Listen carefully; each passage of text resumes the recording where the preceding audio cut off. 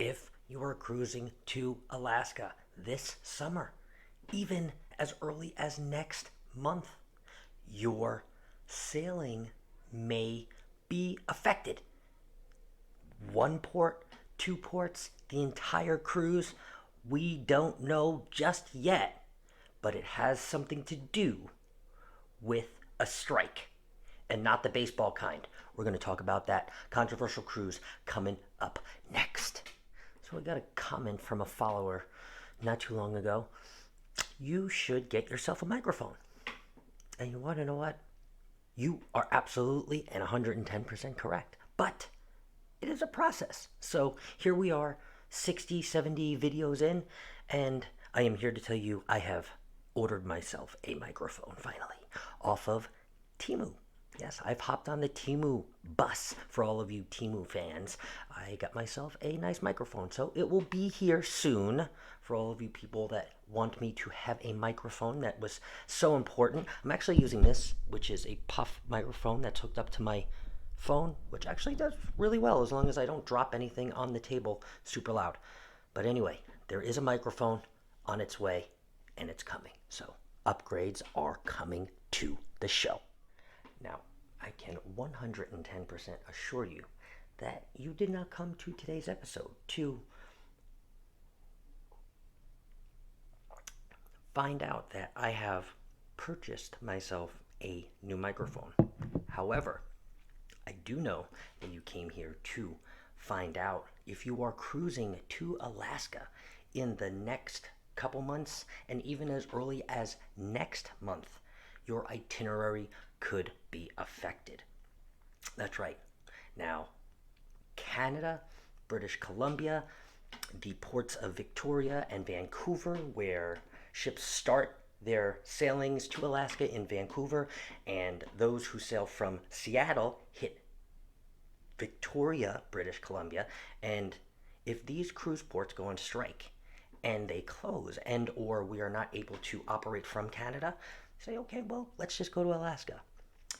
Unfortunately, there is a law that once you leave a U.S. port, you must hit a foreign port, at least one foreign port, before coming back. And Alaska is not a foreign port. Alaska is part of the United States. So hitting that little time in Victoria, British Columbia, or leaving from Vancouver assures you that you are able to come back and follow those maritime laws.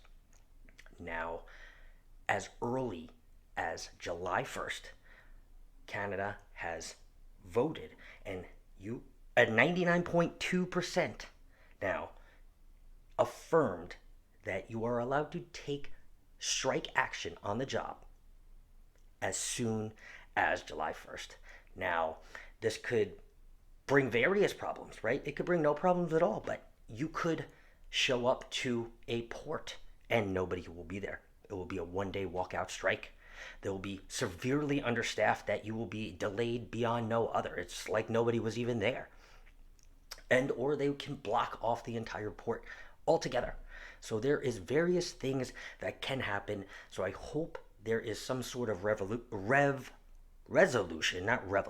resolution to this problem before it becomes an issue for a cruise and cruise passengers that have no idea, that pull up to a port that are supposed to get off and find out Victoria has taken a strike day. Hasn't happened, and I hope it doesn't, but this can happen. I will keep you up to date with this because I am, like I said, sailing to Alaska this summer. So I will definitely let you know as soon as I hear anything about this up to date. And this is also not the first time this has happened. Canada was slow to open up after the pandemic, after everybody else has started cruising. Canada said no. So they were slow to open up, and this caused some delayed summer sailings for Alaska cruises right when it opens. So this could be a huge problem. Let me know in the comments below if this is going or may affect a sailing for you. Are you sailing out of Vancouver? Have you sailed out of Vancouver? Are you sailing from Seattle to Victoria, British Columbia this summer? Let me know in the comments below. I'll keep you up to date, and we will see you tomorrow. And also, I have a tip about Victoria, British Columbia too as well, about drinking. So watch this video here if you are traveling there, and let's hope everything gets resolved. But watch this drinking tip.